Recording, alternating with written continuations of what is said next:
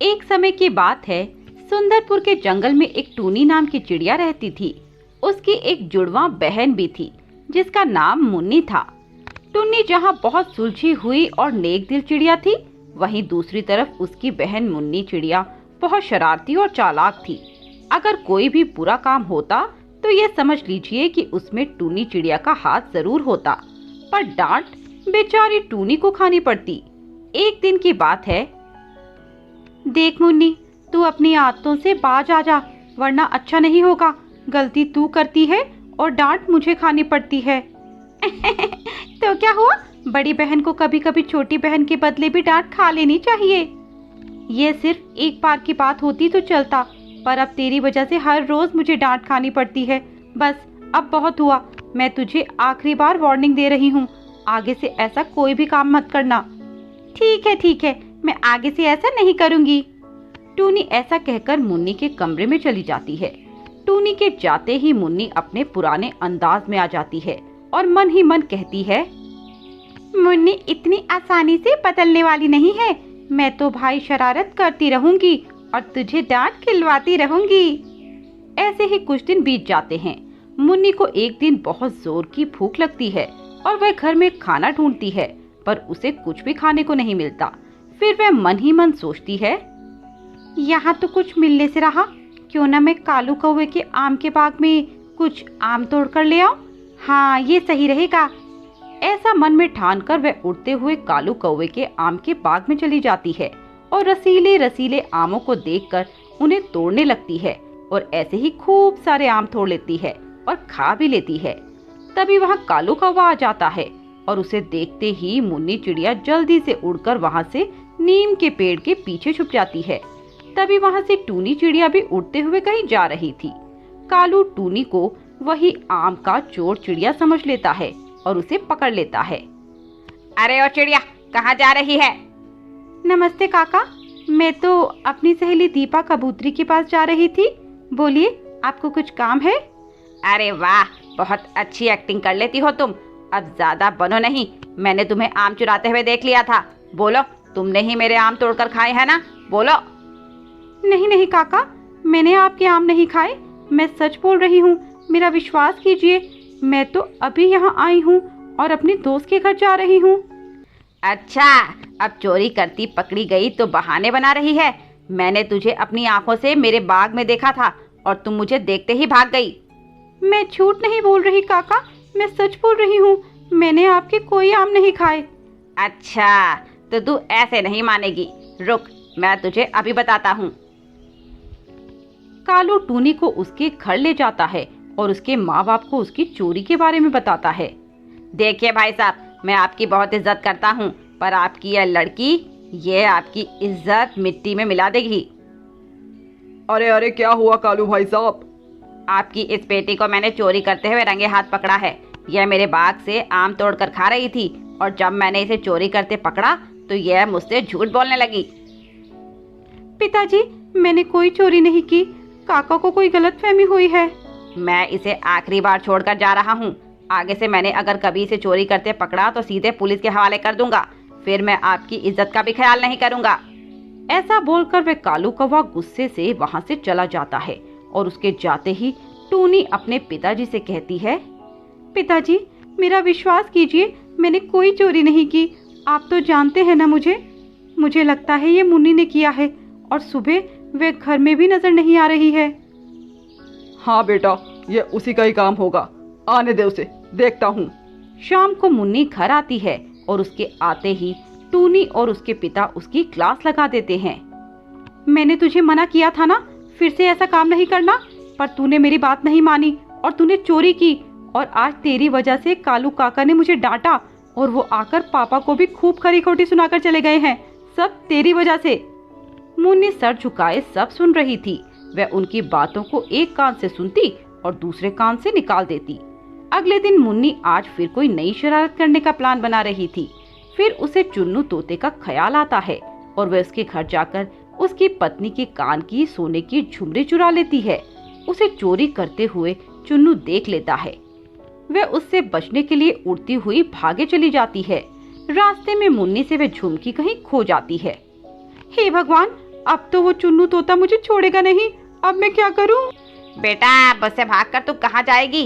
अब चल मेरी पत्नी की कान की झुमकी दे। काका, मुझसे वो कान की बाली गुम हो गई, मुझे माफ कर दो। क्या तूने वो झुमकी खो दी? मुझे नहीं पता, तू मुझे मेरी झुमकी वापस दे।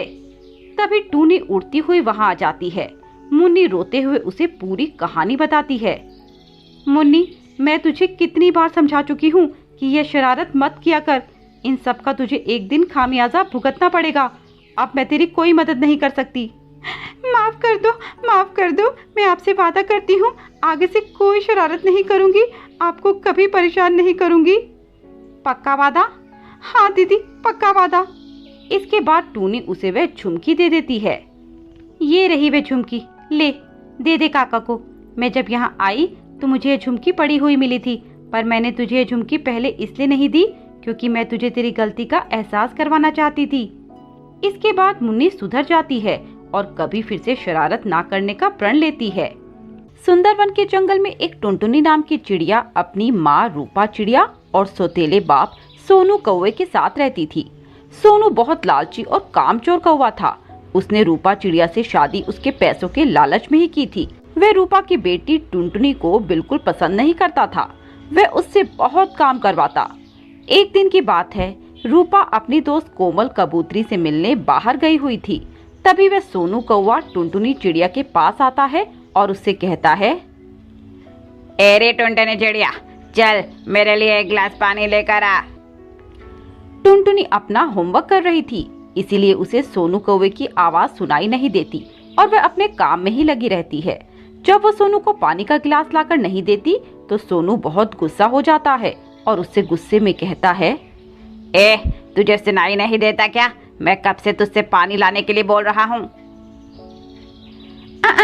माफ कर दीजिए पिताजी, मुझे सुनाई नहीं दिया, मैं अपना होमवर्क कर रही थी। चल चल, ये बहाने मत बना। चल मेरे लिए एक कप चाय बना कर ला, जल्दी कर। पर अभी तो आपने पानी के लिए बोला था। तो मैं चाय नहीं पी सकता क्या? अब मेरा मन पानी पीने का नहीं है, चाय पीने का है। तो तुझसे जो कहा है वह पूरा कर और जल्दी से मेरे लिए गर्मा गर्म चाय बना कर ला। पर पिताजी, मुझे चाय बनानी नहीं आती, मैं कैसे चाय बना पाऊंगी? तो चाय बनाने के लिए क्या मैं तेरे स्वर्गवासी बाप को बुलाकर लाऊं? चल अब ज्यादा मेरा दिमाग मत खा और मेरे लिए अच्छी सी चाय बना कर ला। सोनू की ये बातें सुनकर टुनटुनी रसोई में चली जाती है और जैसे तैसे सोनू के लिए चाय बनाती है और उसे लाकर देती है। ये लीजिए चाय पिताजी। सोनू वो चाय पीता है और उस चाय का टेस्ट बिल्कुल खराब था, इसीलिए वह चाय टुनटुनी के ऊपर फेंक देता है। ये चाय बनाई है तूने, ले पी ले खुद ही। इतनी बड़ी हो गई पर कुछ काम नहीं आता, एक ढंग की चाय बनानी भी नहीं आती। पता नहीं कब तक इन दोनों माँ बेटी को झेलना पड़ेगा। पिताजी, मेरा चेहरा बहुत जल रहा है, मुझे बहुत दर्द हो रहा है, मुझे डॉक्टर के पास ले चलिए। तेरी माँ मुझे कोई नोटों की गड्डी नहीं थमा गई जो मैं तेरे ऊपर खर्च करता फिरूं। ऐसा कहकर सोनू कौवा वहां से चला जाता है और टुनटुनी चिड़िया दर्द से करहा रही होती है और अपने पापा की तस्वीर देखकर उनसे कहती है, पापा, अगर आप जिंदा होते तो कितना अच्छा होता। आप मुझे कितना प्यार करते और बहुत जगह घुमाने के लिए भी ले जाते, पर ये पिताजी ऐसे नहीं हैं। ये मुझसे बिल्कुल भी प्यार नहीं करते और मुझे डांटते रहते हैं। आज देखिए उन्होंने मेरे साथ क्या किया। उन्होंने गरम गरम चाय मेरे ऊपर फेंक दी और मेरा चेहरा जल रहा है। ऐसे रोते रोते टुनटुनी चिड़िया वहीं पर सो जाती है। शाम को सोनू कौवा वापस आ जाता है और टुनटुनी से कहता है, ए टुनटुनी, याद रखना, अगर तुमने आज की बात किसी को बताई तो अच्छा नहीं होगा, नहीं तो आज तो कुछ भी नहीं, मैं एक दिन तुझे इससे भी ज्यादा दर्द दूंगा। नहीं पिताजी, मैं किसी को ये बात नहीं बताऊंगी, बस आप मुझे मारना मत। ठीक है, चल मेरे पैर दबा, मेरे पैरों में बहुत दर्द हो रहा है। ठीक है पिताजी, मैं अभी दबाती हूँ। और जरा अच्छे से दबाना। ऐसा कहकर टुनटुनी उस सोनू के पैर दबाने लगती है। तभी सोनू उससे कहता है, तेरे हाथों में जान नहीं क्या? जरा ढंग से दबा। खाने को तो पूरा दिन खाती ही रहती है, पर शरीर में जान बिल्कुल भी नहीं है। ठीक है पिताजी, मैं और अच्छे से पैर दबाती हूँ। ऐसा कहकर टुनटुनी सोनू के पैर अच्छे से दबाती है। तभी रूपा चिड़िया वापस आ जाती है और टुनटुनी को सोनू के पैर दबाते देखकर टुनटुनी से सवाल करती है। बेटा टुनटुनी, तू ये क्या कर रही है? और सोनू जी, आप क्यों टुनटुनी से पैर दबा रहे हो? आपको शर्म नहीं आती इतनी छोटी बच्ची से ऐसा काम करवाते हुए? नहीं माँ, इसमें पिताजी का कोई दोष नहीं है। वो तो मैंने ही पिताजी से पैर दबाने के लिए कहा था, क्योंकि पिताजी दिन भर कितनी मेहनत करते हैं, इसीलिए वे थक जाते होंगे। तो क्यों ना मैं उनके पैर दबाकर उनकी कुछ सेवा कर दूं? हाँ रूपा, हाँ, मैं तो टुनटुनी बिटिया को कब से मना कर रहा था, पर यह मेरी बात सुन ही नहीं रही थी। फिर मैंने सोचा क्या बच्ची का मन दुखाया जाए, इसीलिए मैंने भी इसकी मांग मान ली। अरे मुझे माफ कीजिएगा, मैंने कुछ गलत ही सोच लिया था। अरे रूपा, कोई बात नहीं। बाकी मैं टुनटुनी बिटिया को अपनी जान से ज्यादा चाहता हूँ, एक ही तो बेटी है मेरी। ऐसा कहकर वे सभी खाना खाकर सो जाते हैं। पर आज रात को सोनू को नींद नहीं आ रही थी। वह मन ही मन किसी नए जाल को बुनने में लगा था। आज तो बाल बाल बच गए, वरना अगर रूपा को यह बात पता चल जाती कि मैं टुनटुनी से जबरन काम करवाता हूँ, तो वो मुझे घर से निकाल फेंकती और मैं फिर से दर बदर की ठोकरें खाता फिरता। समझदारी इसी बात में है कि अपने प्लान को जल्द से जल्द पूरा किया जाए और इन दोनों माँ बेटी को मार के यहाँ से 9-2-11 हुआ जाए। अगली सुबह सोनू कौवा जल्दी उठकर सबके लिए नाश्ता बनाता है और उस नाश्ते में जहर मिला देता है और सबको खाने के लिए बुलाता है। आ जाओ रूपा और मेरी प्यारी बेटी टुनटुनी, जल्दी आ जाओ। देखो पापा ने आप दोनों के लिए अच्छा अच्छा खाना बनाया हुआ है, जल्दी से आ जाओ। अरे वाह, खुशबू तो बहुत अच्छी आ रही है, पर आपने क्यों सुबह सुबह इतनी मेहनत की? मैं उठकर खाना बना देती ना। अरे तुम तो रोज खाना बनाती हो, आज मैंने बना लिया तो क्या हो गया। चलो यह सब छोड़ो और तुम दोनों नाश्ता करो। ऐसा कहकर वे दोनों खाना खाने लगती हैं। कुछ ही निवाले खाने के बाद वे दोनों बेहोश हो जाती हैं और सोनू जोर जोर से हंसने लगता है।